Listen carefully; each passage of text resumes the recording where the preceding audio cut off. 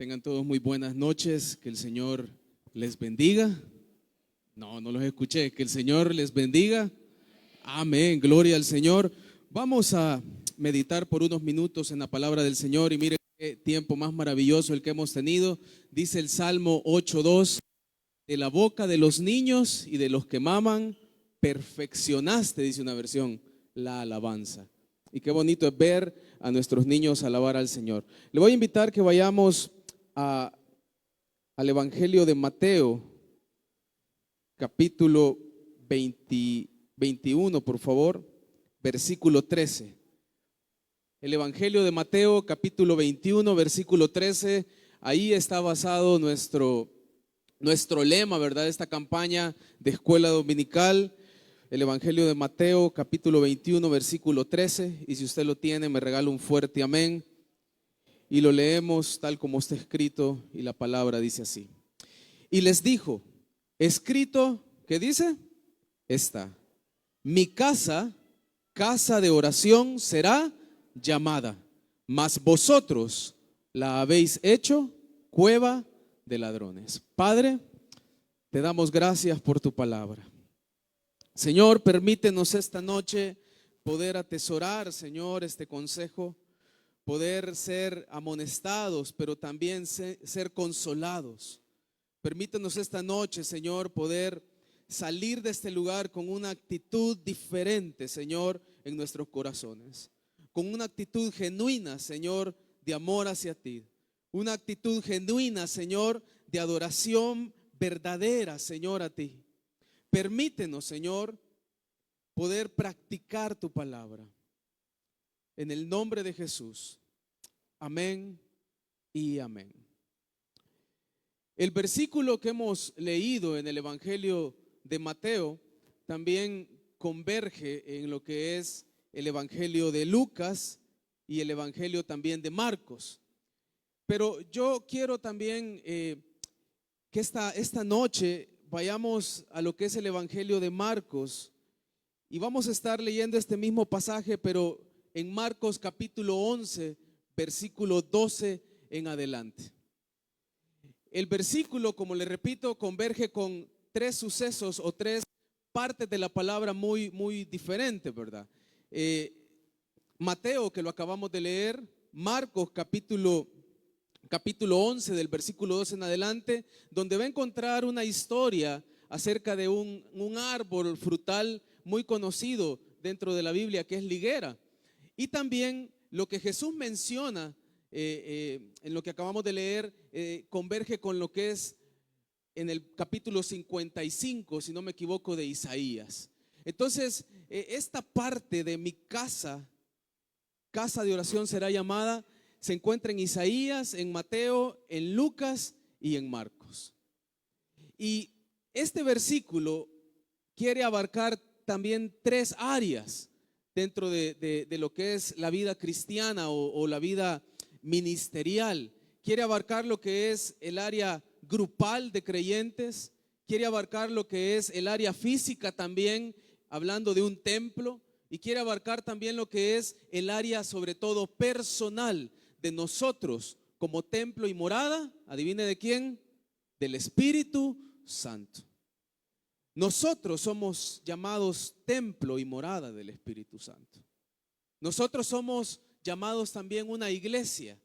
Entonces, si estas tres partes, ¿verdad?, de la palabra, tanto en Isaías, en Mateo, en Marcos, en Lucas, que dicen lo mismo, habla de tres áreas que podrían ser distantes, se basa en una sola área, que es el área personal de nosotros. Cuando el Señor Jesús quiere decir que la casa será llamada casa de oración, no solo se está refiriendo a que esta casa en la que hoy estamos congregados y estamos aquí para alabar al Señor y lo hemos alabado y adorado, se convierte en una casa de oración, sino que también habla de que usted y yo, y lo voy a repetir bastante porque quiero que lo entienda, de que usted y yo somos una casa del Señor. Repito, la palabra dice somos templo y morada del Espíritu Santo. Ahora bien, ¿por qué yo quiero trasladarlo al Evangelio de Marcos? Porque si usted recuerda, dentro de los evangelios las historias se complementan. Entonces, en el Evangelio de Marcos me da un complemento que hace mucho mejor para poder entender esta palabra de Jesús, para poder identificar a quién le dice Jesús estas palabras, para poder identificar por qué Jesús les estaba diciendo estas palabras a este grupo de personas que se encontraba ahí. El capítulo 11 de Marcos empieza de una manera muy especial. Del capítulo 11 en adelante, dentro del Evangelio de Marcos, vamos a encontrar lo que es el ministerio de Jesús en Jerusalén. ¿Y por qué es tan importante el ministerio de Jesús dentro de Jerusalén en esta parte del Evangelio? Porque esta fue el último tramo de Jesús dentro de la vida terrenal que él llevó. De hecho, el capítulo 11 empieza hablando acerca de la entrada triunfal. ¿Se recuerdan? Que dice que todos lo recibieron con palmas. Él anteriormente, ¿verdad?, mandó a traer a algunos de sus discípulos un pollino junto con su mamá, ¿verdad?, con la asna, porque los evangelios se complementan y dice que la asna guiaba al pollino, o sea, quiere dar a entender que sin la asna el pollino quizás no se hubiera movido, ¿verdad? Y entra el Señor Jesús, como lo había predicho Zacarías, no en un caballo, no en un carro de guerra, sino que entra en una posición de un rey diferente y entra montado en un pollino, en un símbolo de humildad, en un símbolo, por decirlo así, de bajeza a lo que él era. Recordemos que el Señor Jesucristo es el soberano de todo. Allá en el Génesis habla de que él estuvo presente en la creación, porque él es Dios. Pero viene y en esa entrada triunfal que toda la gente esperaría, quizás que entrara en un carro de guerra o entrara en un caballo, ¿verdad? Como el rey soberano que es, entra en un pollino, reflejando la humildad, la sencillez que él nos ha dado a conocer a nosotros. Entonces el capítulo 11 de Marcos inicia así, con la entrada triunfal en Jerusalén de Jesús montado en un pollino. Ahora, ¿por qué es importante entender esto? Porque luego de esa entrada donde le grita a la gente, ¿verdad? Hosana, Hosana, más adelante esa misma gente también va a gritar a viva voz, crucifíquenlo, crucifíquenlo, porque no cumplió sus expectativas terrenales. Pero eso sucede un domingo. El día lunes dice que Jesús hace lo que muchos esperaban y es ir al templo. Pero curiosamente, mientras va camino al templo, empieza a suceder esta historia que converge muy bien con lo que vamos a tratar rápidamente en unos minutos. Miren lo que dice el versículo 12 de Marcos. Dice: al día siguiente, cuando salieron de Betania, tuvo hambre. Y viendo de lejos una higuera que tenía hojas, fue a ver si tal vez hallaba en ella algo. Pero cuando llegó a ella, nada encontró, sino hojas, pues no era tiempo de higos. Entonces Jesús dijo a la higuera: nunca jamás coma nadie fruto de ti. Y lo oyeron sus discípulos. Vinieron pues a Jerusalén, y entrando Jesús en el templo, comenzó a echar fuera a los que vendían y compraban en el templo, y volcó las mesas de los cambistas y las sillas de los que vendían palomas. Y no consentía que nadie atravesase el templo llevando utensilio alguno. Y les enseñaba diciendo: ¿no está escrito, mi casa será llamada casa de oración para todas las naciones? Mas vosotros la habéis hecho cueva de ladrones. Ahora es interesante porque Marcos nos muestra la historia primero de la higuera infértil, la higuera que parecía fértil, pero en realidad es infértil. ¿Cómo converge la historia de la higuera con esta palabra de Jesús, donde él dice lo que el profeta Isaías hace muchos años atrás también había dicho al pueblo de Israel? Escrito está: mi casa será llamada casa de oración. Fácil. Cuando Jesús entró al templo, se dio cuenta que en el atrio, el área donde estaba dispuesto que los gentiles llegaran y adoraran, porque recordemos que los gentiles eran mal vistos, ¿verdad? Pero se les permitía que en el atrio pudieran adorar. Estaba llena de mercaderes, estaba llena de gente que llegaba a hacer negocio, gente que se supone que entraba a adorar al templo, pero ponía sus mesas, ponía sus stands, ¿verdad? Para usar un poco el inglés, ponía sus locales y vendían animales para el sacrificio, pero a precios inexplicables, porque ellos estaban con la visión de hacer un negocio.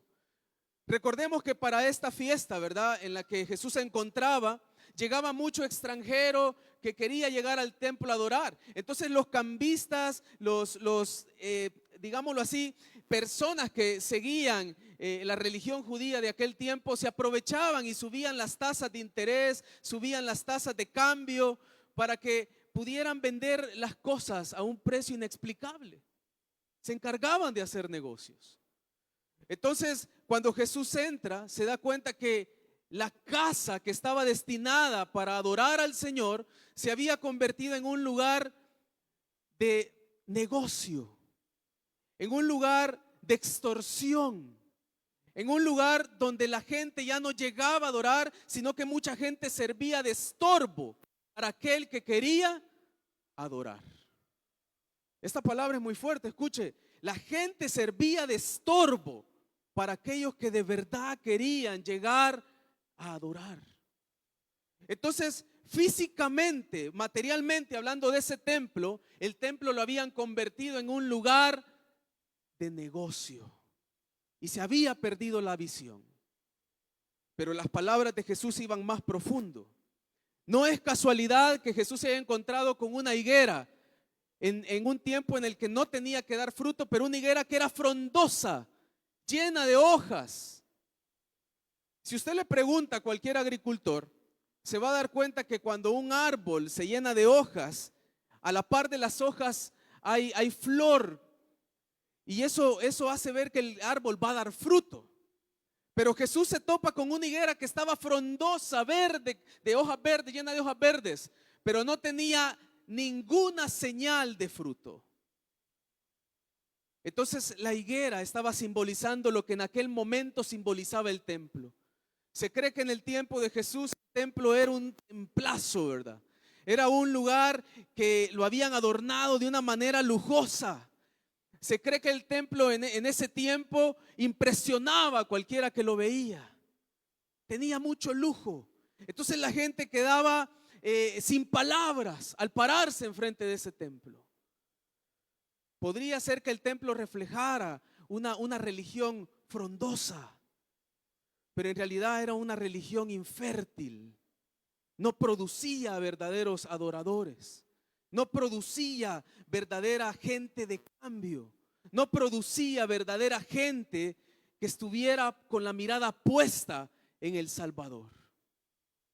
Entonces, cuando Jesús, previamente a esto, ve la higuera, les estaba dando una enseñanza a los discípulos.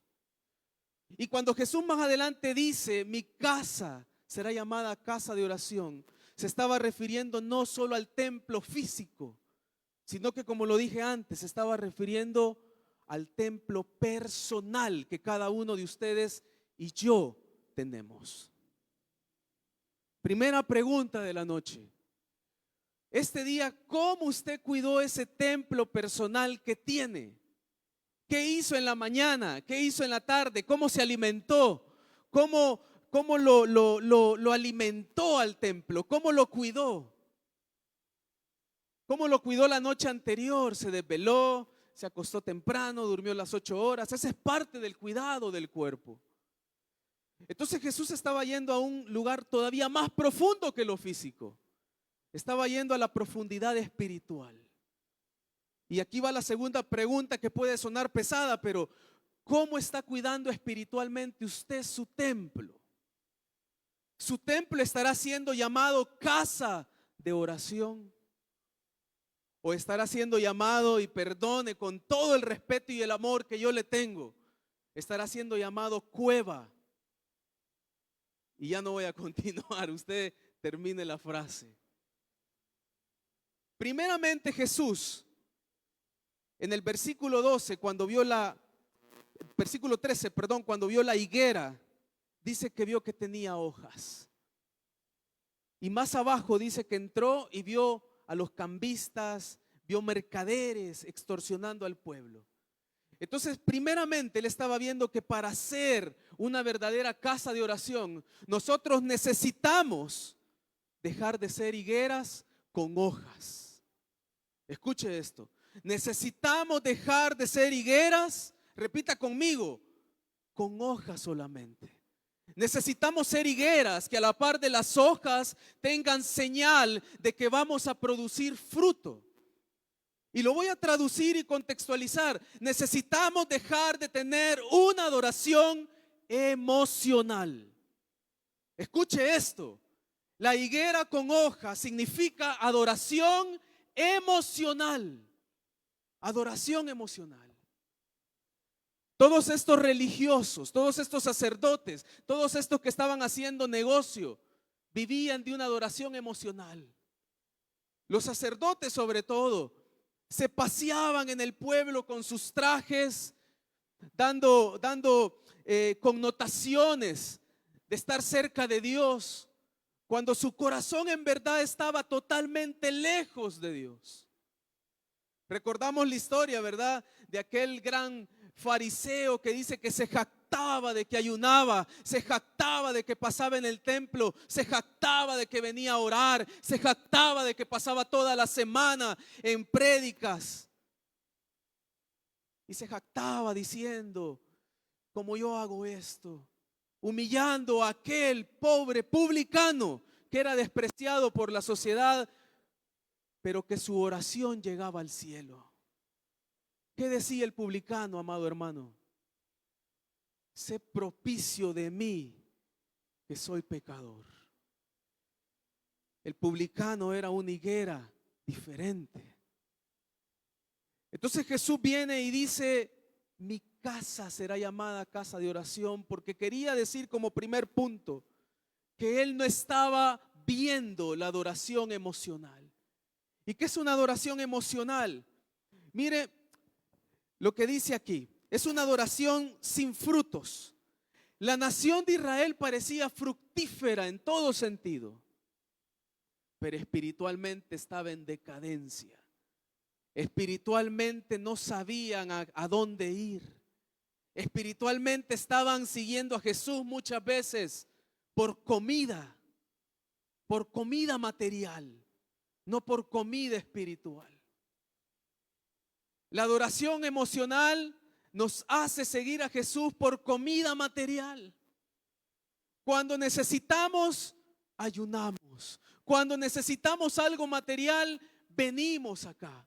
Cuando necesitamos algo material, servimos con pasión. Porque la adoración emocional es aquella que se refleja en llanto muchas veces, pero no en frutos. No en frutos. Se refleja en estar arrodillado, pero no en el amor al prójimo, pero no en el amor a mi hermano que tengo a la par, pero no en controlar mi lengua. Y perdone que quizás el domingo vine a decir lo mismo, pero el Señor me conectó todo.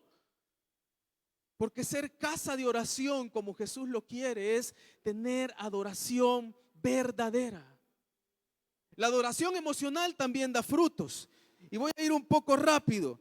Marcos 10:15 dice lo siguiente, mire, dice que él vino a Jerusalén, entró en el templo, comenzó a echar fuera a los que vendían y compraban y volcó las mesas. ¿Por qué? Porque eran extorsionadores. Estos llegaban ahí no a adorar al Señor, llegaban a hacer negocio. Por lo tanto, su adoración emocional y la mía también va a dar frutos. Vamos a tener frutos de la adoración emocional. Y uno de los primeros frutos que nosotros podemos tener es un falso acercamiento a Dios. La adoración emocional me acerca falsamente a Dios. Yo creo que estoy cerca de Dios, pero en realidad es falso. ¿Y cómo se lo puedo comprobar? Mire lo que dice Jeremías 6:20. Busque lo que dice Jeremías 6:20.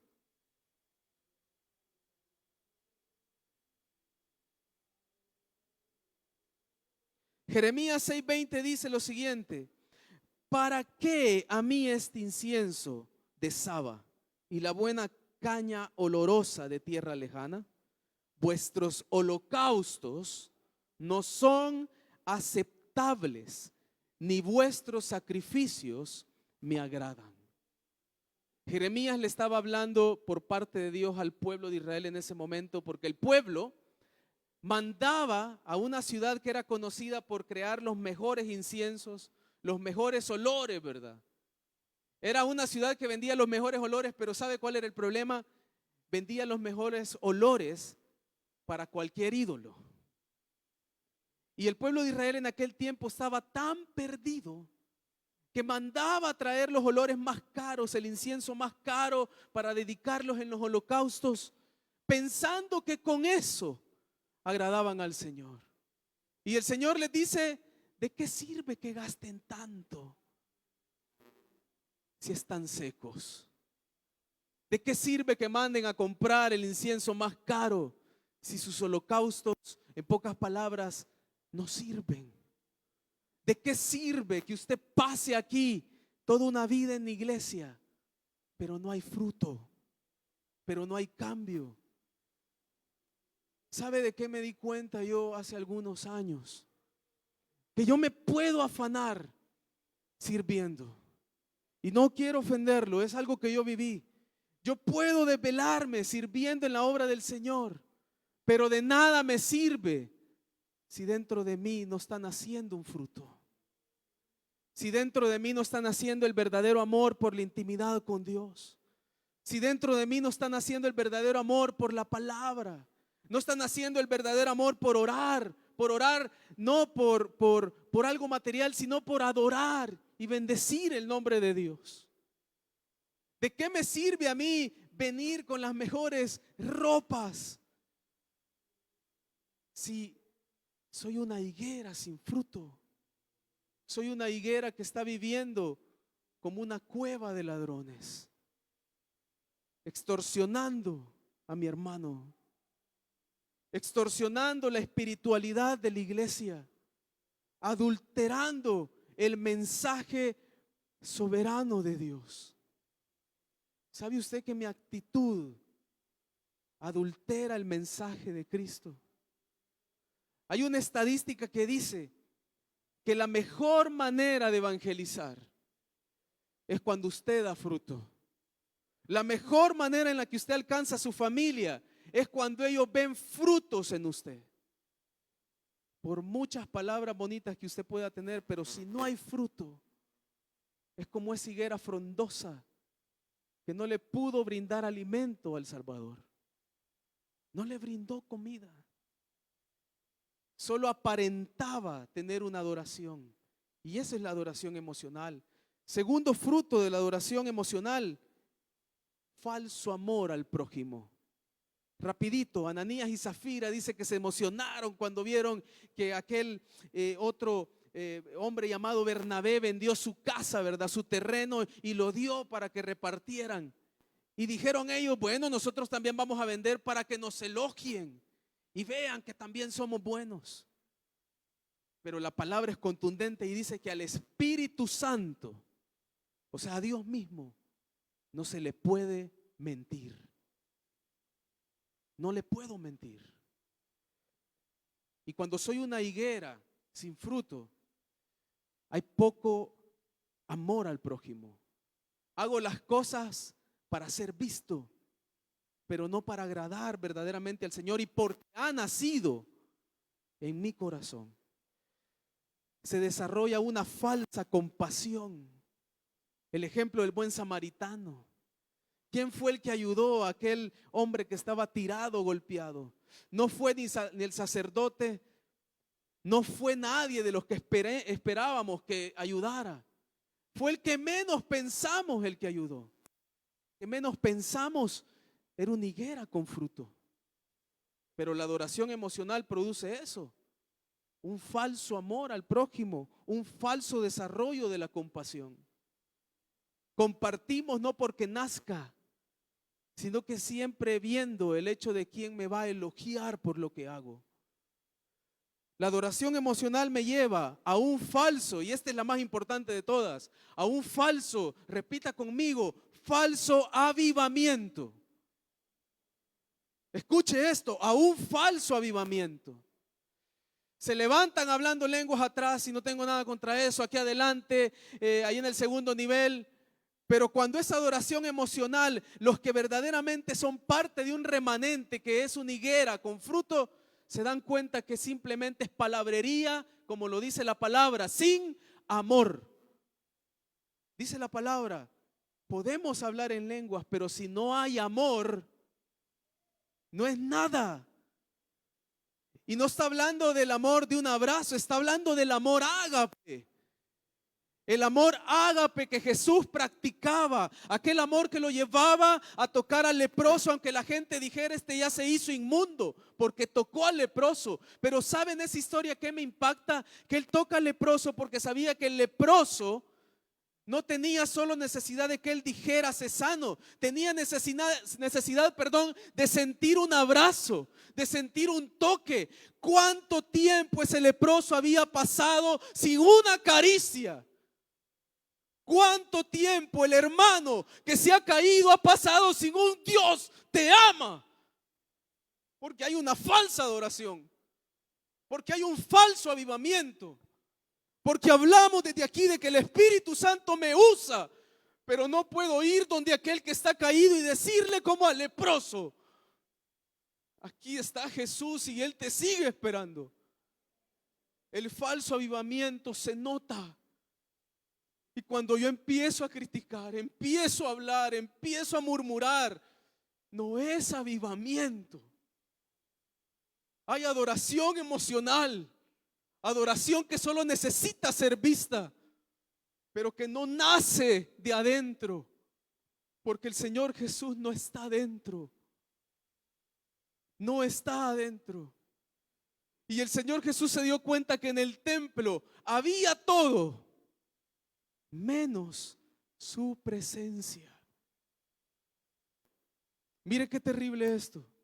Qué bonito es que el templo tenga todo, pero lo que menos tenga sea su presencia. Eso es un falso avivamiento. Pero Jesús quería ir más allá, y cuando ve que la higuera solo tiene hojas y la maldice porque no iba a dar frutos, porque es seguro, la higuera no iba a dar frutos. Y mire lo que dice volviendo a Marcos. Dijo, nunca jamás coma nadie. La maldijo. Nunca jamás coma nadie. Porque sabía que no iba a dar frutos. Y una higuera sin frutos significa también una adoración estéril. ¿Qué significará la palabra estéril, amado hermano? ¿Qué significa esterilidad? Muchas veces la asociamos solo con dentro de la relación de pareja, cuando ya sea el esposo sea el que no puede concebir, ¿verdad? O la esposa no puede quedar embarazada. La asociamos solamente con eso, pero esterilidad se puede usar más ampliamente. Usted puede tener esterilidad en su familia, puede tener esterilidad en sus finanzas, puede tener esterilidad en una situación cualquiera, puede tener esterilidad incluso hasta en el área ministerial.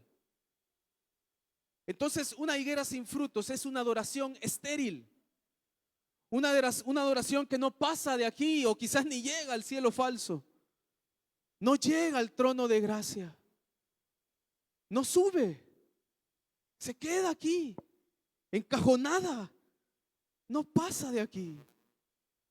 No pasa de llantos, y cuando salimos de los llantos de aquí, afuera ya no hay nada.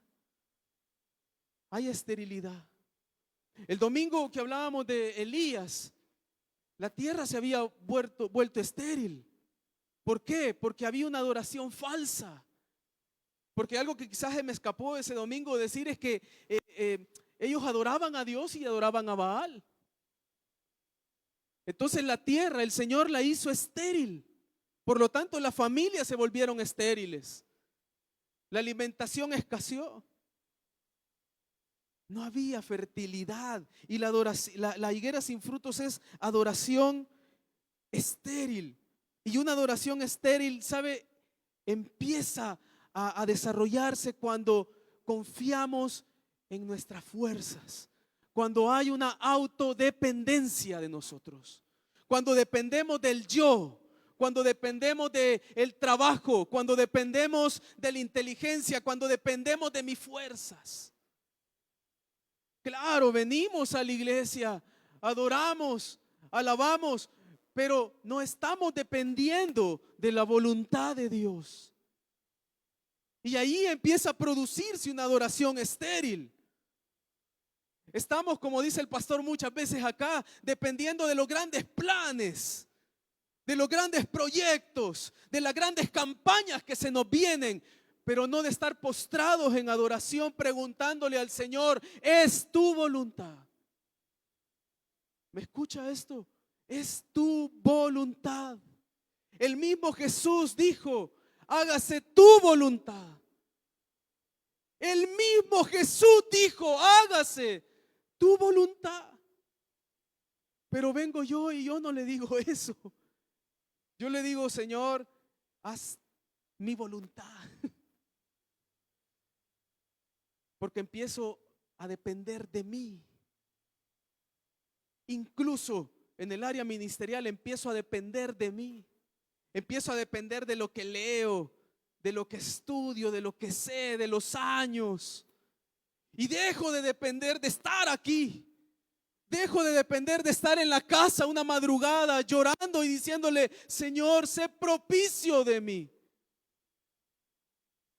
¿Sabe qué es esto, hermano, que está aquí? Este lugar, ¿sabe qué es? Más allá de una iglesia, es un hospital. Este es un hospital, es que aquí no hay nadie sano. Simplemente somos algunos que estamos medio sanos, queriendo ayudar por la misericordia de Dios al que viene en camilla como venimos todos. Esto es un hospital, sigue siendo un hospital. Usted va al hospital y no va a hallar a nadie sano. De hecho, si usted ha estado ingresado alguna vez en su vida, se va a dar cuenta que si hay alguien medio sano, es el que le ayuda a pararse a usted para ir al baño.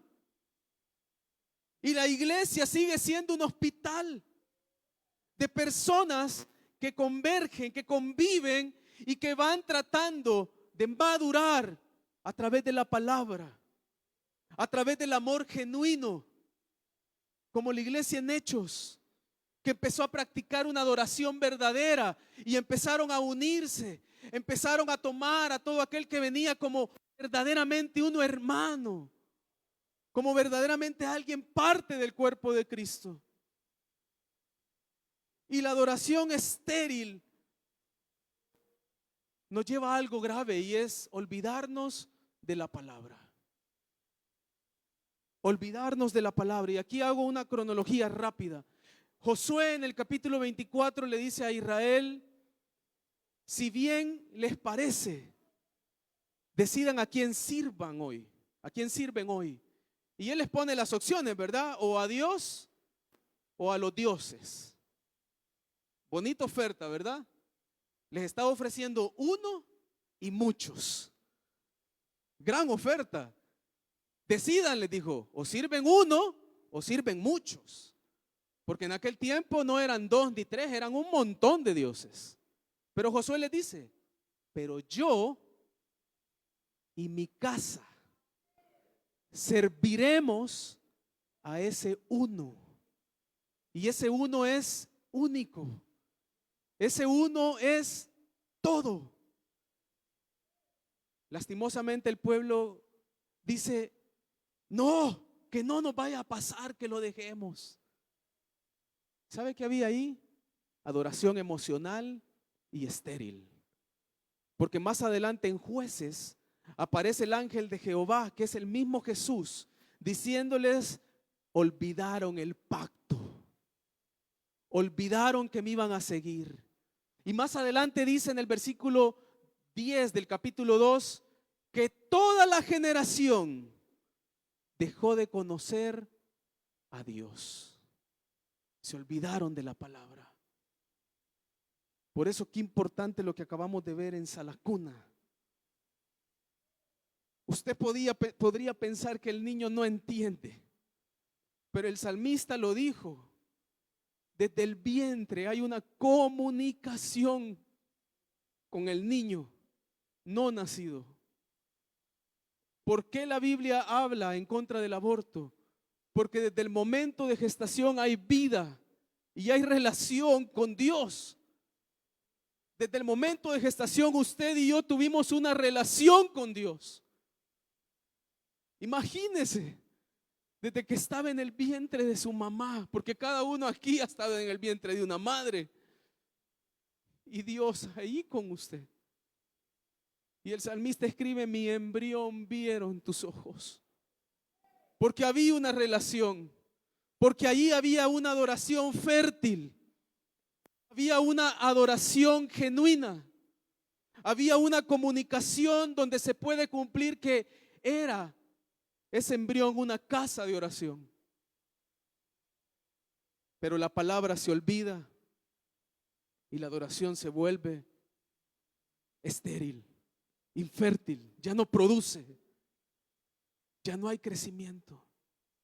Y usted vive agobiado, empieza a tener deseos de gratificación inmediata.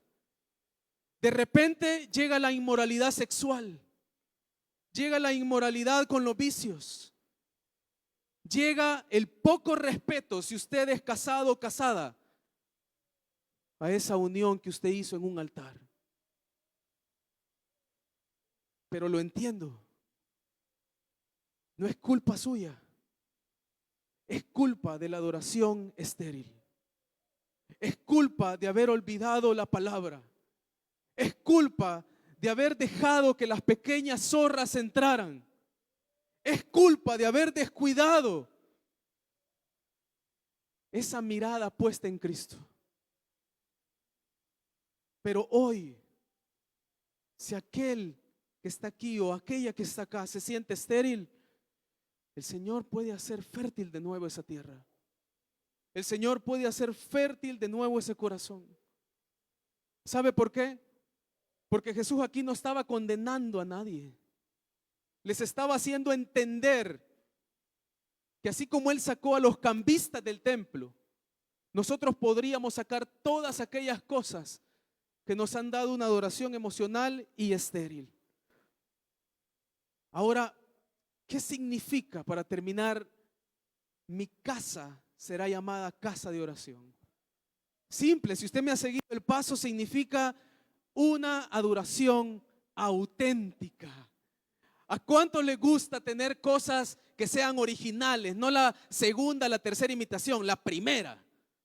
¿A cuántos le gusta comprar una buena loción, pero que sea la primera? No le importa haber dado $80, porque cuando usted pase por Iglesia Damasco, desde afuera van a sentir: ahí viene el hermano tal con el aroma que trae, porque anda una loción original.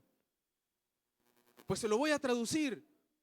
Jesús le estaba diciendo: necesito una adoración original. No que sea la segunda, no que sea la tercera, no que sea la cuarta copia, sino que sea la primera.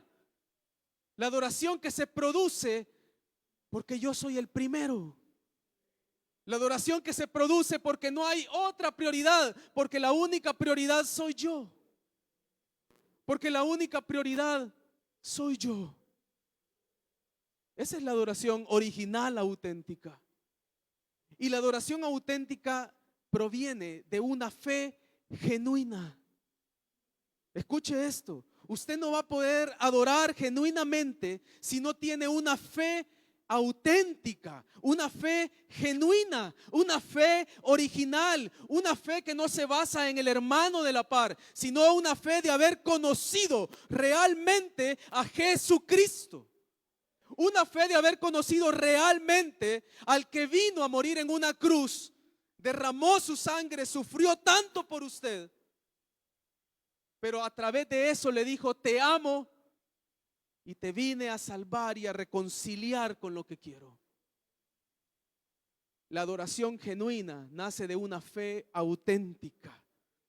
Y la fe auténtica, también la palabra la ejemplifica. El día martes la hermana Jenny puso un ejemplo tan maravilloso que, mire, por eso es bueno venir y dispuestos a escuchar siempre la palabra, porque si a usted le toca compartir en cualquier momento, el Señor le va a hablar con la palabra de quien sea, porque la palabra es palabra. Y el día martes la hermana Jenny menciona un ejemplo que me complementó la última parte que yo no le hallaba al crucigrama, ¿verdad? Como el pastor a veces me comenta, a mí me cuesta también hacer bosquejos y yo no lograba complementar, y la hermana Jenny pone este ejemplo de una fe auténtica, y es el ejemplo de Esteban. Esteban fue uno de aquellos diáconos que la iglesia primitiva eligió para que pudieran servir, administrar los alimentos a las viudas, como el ministerio de labor social, ¿verdad? Digamos que Esteban es como los que están en labor social, porque administraban los alimentos, administraban la ayuda a las viudas. Pero dice que no solo los eligieron, sino que tenían que estar llenos del Espíritu. O sea, tenían que tener una fe auténtica, una fe genuina.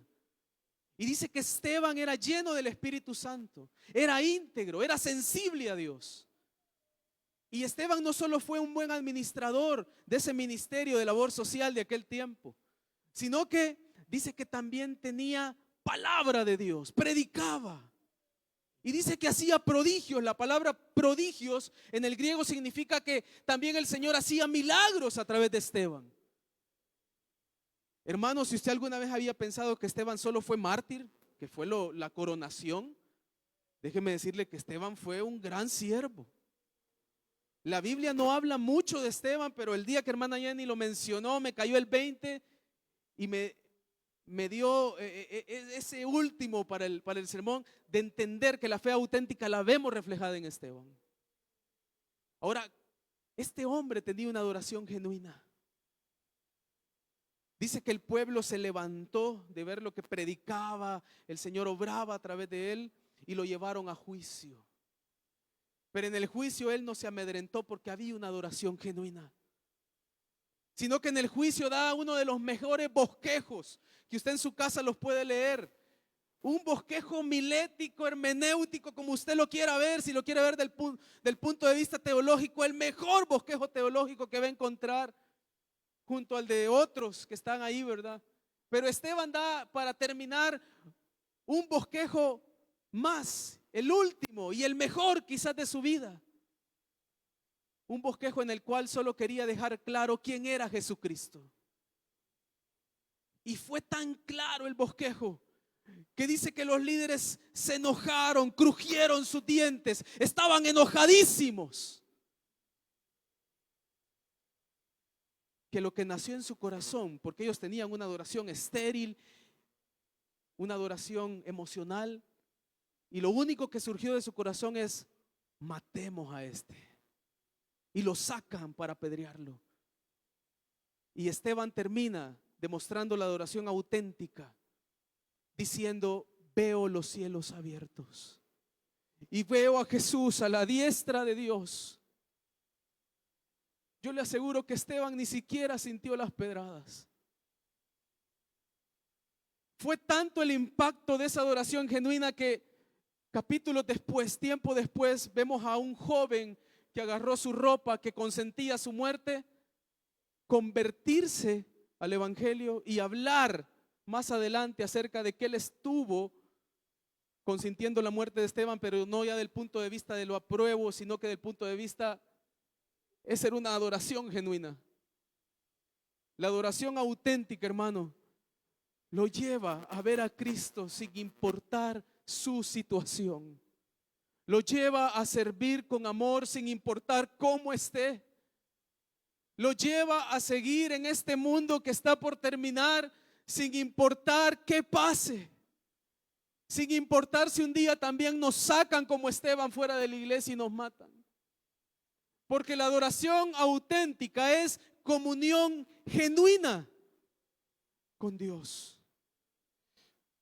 La adoración auténtica produce reconocimiento, que cada vez que entramos a esta casa física, que entramos a través de la adoración al aposento espiritual, comprendo que mi vida es un aposento espiritual y me lleva a reconocer en esas tres cosas que yo vivo en un encuentro continuo, escuche esto, con el Dios vivo y santo. ¿Qué significa eso?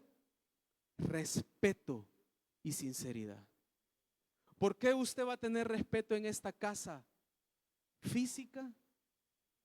Porque si hay una adoración genuina, usted va a saber que aquí está el Dios vivo y santo. ¿Por qué usted va a tener respeto cuando ora en su casa? Porque usted se va a dar cuenta que se comunica con el Dios vivo y santo. Y la adoración genuina, hay más, pero aquí me voy a quedar, produce una alabanza continua a Dios. Y no es que usted va a andar cantando todo el tiempo. Su vida va a ser una alabanza continua a Dios. Su vida va a reflejar una adoración continua a Dios. Romanos 12:1 lo dice, su vida va a ser un holocausto vivo. O sea, su vida se va a mantener ardiendo en la presencia del Señor. Todo lo que usted haga, todo lo que usted vea, todo lo que usted escuche, a donde usted vaya, va a reflejar una comunión con Dios. Jesús le dijo, mi casa será llamada casa de oración. En pocas palabras, Jesús nos dice esta noche, quiero que mientras no vengo, tu vida sea una adoración auténtica, genuina para mí. Padre, te damos gracias esta noche. Señor, ayúdanos a poder ser una higuera fértil, a poder producir hojas, pero que a la par de las hojas, Señor, esta iglesia y personalmente yo primero produzcamos el fruto. Señor, yo sé que vamos camino a eso. Y yo sé que nos estás convirtiendo en una Damasco fértil. Que a la par de lo frondoso que Aguachapán pueda ver a cada miembro, también estamos dando frutos de arrepentimiento. Estamos reflejando el fruto del Espíritu. Estamos reflejando el amor, la paciencia, la unidad de uno con otro. Y si habíamos estado estériles, Señor, yo te pido que esta noche nos levantes. Yo te pido que esta noche nos levantes. Amado amigo, amado amiga que estás en este lugar. Iglesia, yo quiero que oremos por el amigo, la amiga, por aquel hermano que no es amigo, sino que simplemente había dejado de congregarse. Había dejado de buscar a Dios porque había caído en la trampa del enemigo. Yo quiero que por unos minutos, yo sé que es tarde, pero por unos minutos vale la pena. Ore por ese amigo, por ese hermano que el enemigo ha querido hacerlo una higuera infértil. Amado hermano y hermana que estás aquí esta noche, en el nombre de Jesús yo te hago la invitación para que hoy el Señor te convierta en una casa de oración. El Señor te convierte en una casa fructífera. El Señor te convierte en una tierra fértil. Porque al igual que el leproso, es Jesús el que ahora te dice, quiero restaurarte, quiero sanarte, quiero hacerte fértil de nuevo. Si hay alguien entre nosotros, le voy a invitar que se ponga de pie. Y ahí donde está, no necesita pasar al altar. Puedo orar y decirle, Señor, quiero ser sano de nuevo. Quiero ser fértil de nuevo. Quiero, Señor. Gracias te damos, Jesús. Amén y amén.